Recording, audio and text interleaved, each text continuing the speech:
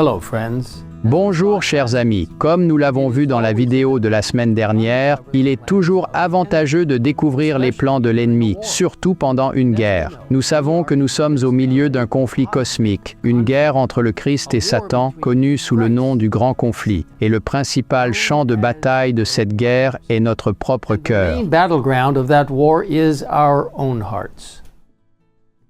Heureusement, Dieu nous a donné l'intelligence pour que nous puissions connaître les plans de l'ennemi et comment les éviter au mieux. As we saw last time, Comme nous l'avons vu, l'un des pièges de Satan est d'essayer d'éloigner les gens de l'endroit où la parole de Dieu est présentée. Aujourd'hui, nous examinerons davantage les pièges de Satan alors que nous poursuivons notre voyage à travers le livre « La tragédie des siècles » au chapitre 32. L'autrice inspirée écrit « Satan sait fort bien que tous ceux qu'il peut amener à négliger la prière et l'étude de la parole de Dieu succomberont à ses assauts. Aussi invente-t-il toute espèce de distraction. » the minds. Je trouve fascinant que bien que cela ait été écrit plus de 100 ans avant l'invention des appareils électroniques, Devices were invented.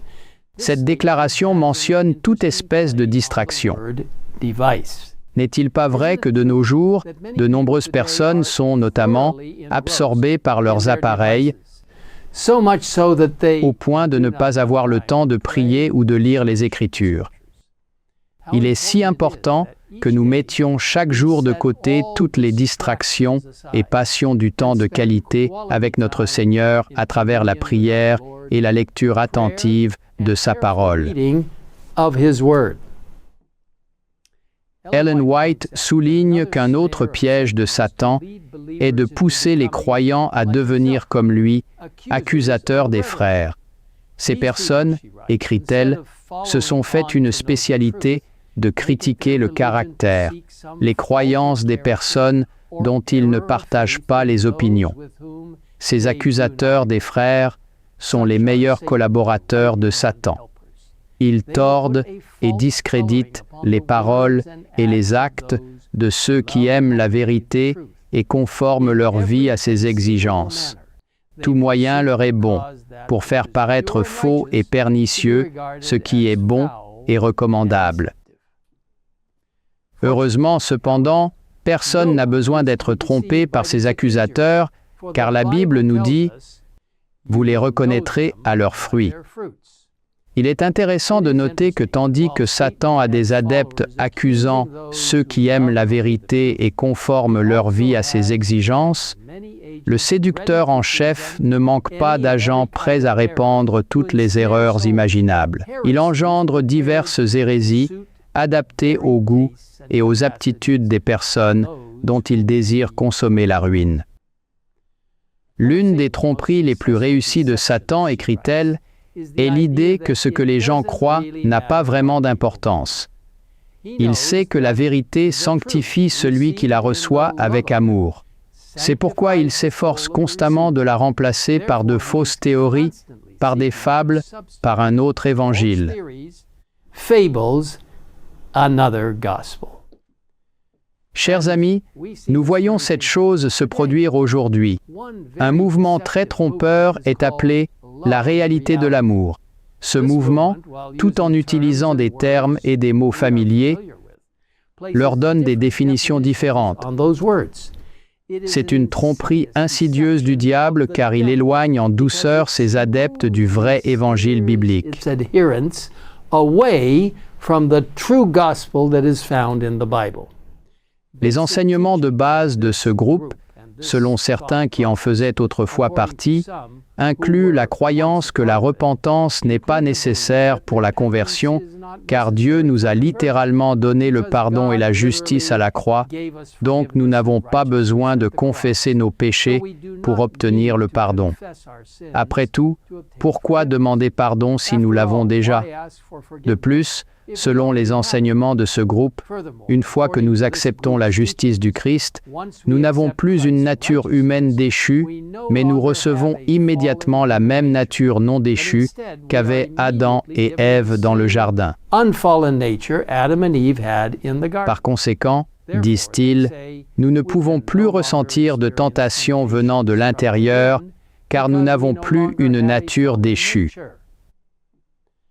Mais la Bible nous dit dans 1 Jean 1,8, « Si nous disons que nous n'avons pas de péché, nous nous séduisons nous-mêmes, et la vérité n'est point en nous. Si nous confessons nos péchés, il est fidèle et juste pour nous les pardonner et pour nous purifier de toute iniquité. »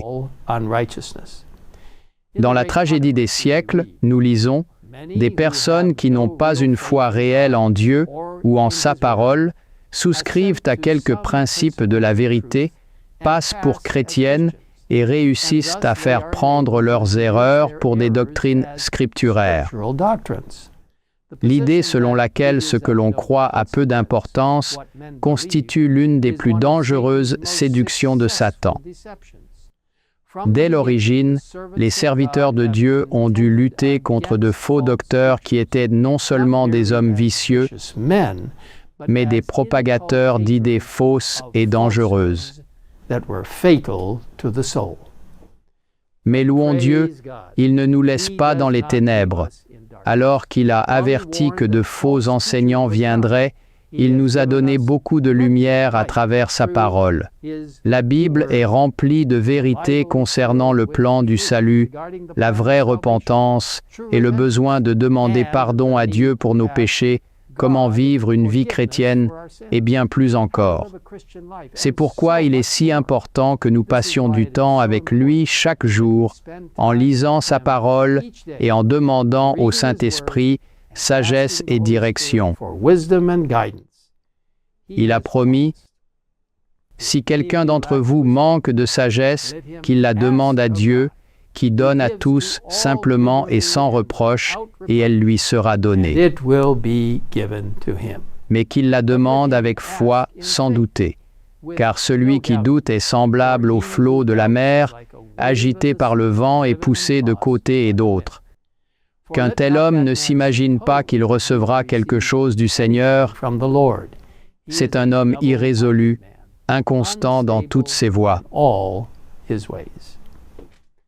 Alors que nous considérons ces points très importants, je vous invite à prier avec moi dès maintenant.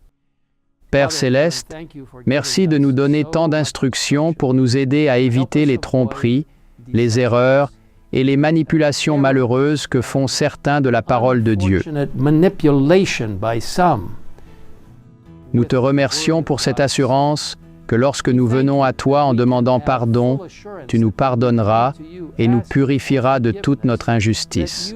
Seigneur, je te demande de protéger et de garder ceux qui sont tentés de suivre des pensées, des théories, une théologie erronée, comme celle de la réalité de l'amour, qui est une situation confuse et un mélange d'erreur et de vérité.